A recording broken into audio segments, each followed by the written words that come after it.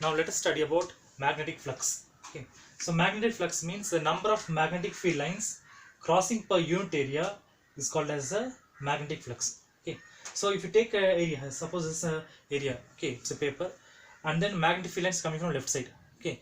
How many field lines are going per unit area? That means 1 meter square. Okay. That's called as magnetic flux. Now let us see this thing. Okay. So in this case it's like this way. Now we keep the surface at some angle. Okay, the angle is theta. Okay, so how to define the magnetic flux? Okay, is there a formula for that? Yes. So we have the magnetic flux is phi b here. Okay, so we learned about electrostatic flux. Now electric flux we learned the same way. This is magnetic flux. That is phi b.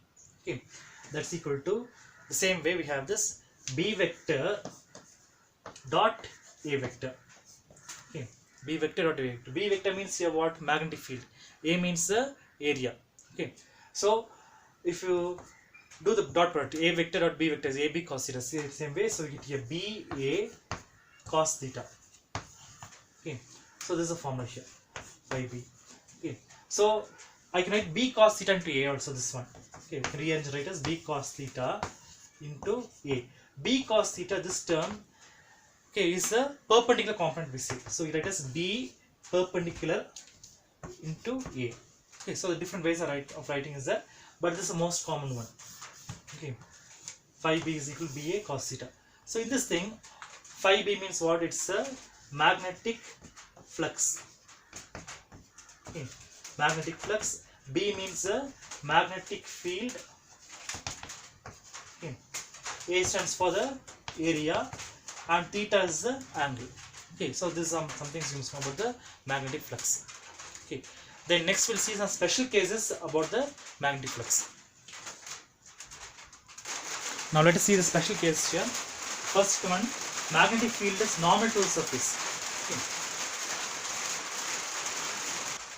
So see here, the magnetic field and the surface are perpendicular.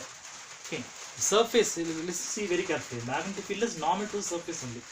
Okay, so in this case, let us see this area is there now. Area has a normal, that we say area normal. Okay, so the area normal and the magnetic field are in the same direction.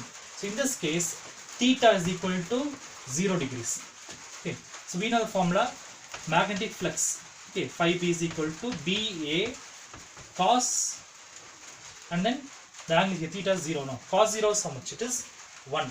So we get here the magnetic flux phi b is equal to ba. Okay, so this will be the maximum here in this case.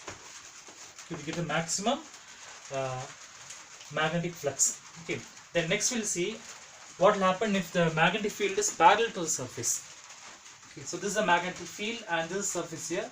See very carefully, the magnetic field is parallel to the surface here. Okay, that means the surface is like this way and the magnetic field is coming in the same direction. Okay, like this way. So in this case you see the area normal here and see the angle here now. This angle is now 90 degrees.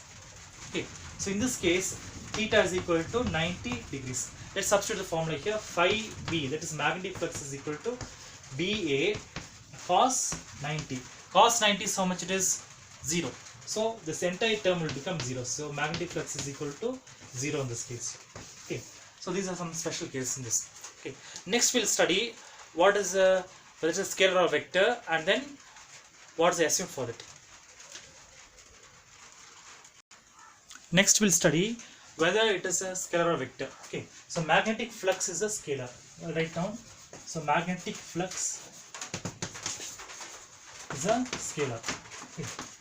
Scalar quantity, that means it has only magnitude, there is no direction for it. Okay. Let us now see this once more. So magnetic field flux is a scalar. Okay, magnetic flux is a scalar. Then the ascent of magnetic flux is Weber. We cannot say it as short form as WB. The dimension for that is m L square t power minus 2 a power minus 1. This is a dimension.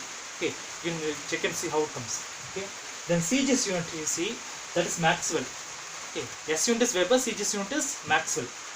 Okay, CGS unit we don't use it commonly, but some countries still use it there. Okay, so 1 Weber is equal to 10 power 8 Maxwell. Okay, you can see in old textbook we use the word Maxwell. Okay, but in the modern ones we use Weber only. This for magnetic flux. Next we'll see what's meant by magnetic flux density. Okay, So I'll come to side. It is defined as the number of magnetic field lines crossing unit area kept normal to the direction of line of force. So there are these are lines of force, 4 lines of force are there, 90 lines of force are there, and we have a area here. This one is a unit area. That means, okay, so this is unit area. Okay, unit area means what will be 1 meter square. Okay, so length of that will be 1 meter, breadth is also 1 meter. So if we multiply length into breadth, it will give us 1 meter square. Okay, so we divide the magnetic flux, okay, by the area. Okay, that's why you get Weber per meter square. Okay, Weber is the SI unit of magnetic flux, and this will be area. So its SI unit is Weber per meter square, or Weber meter per -2, or you can see also Tesla also. Okay, so these are some of the important concepts about the magnetic flux. Okay, thank you for watching.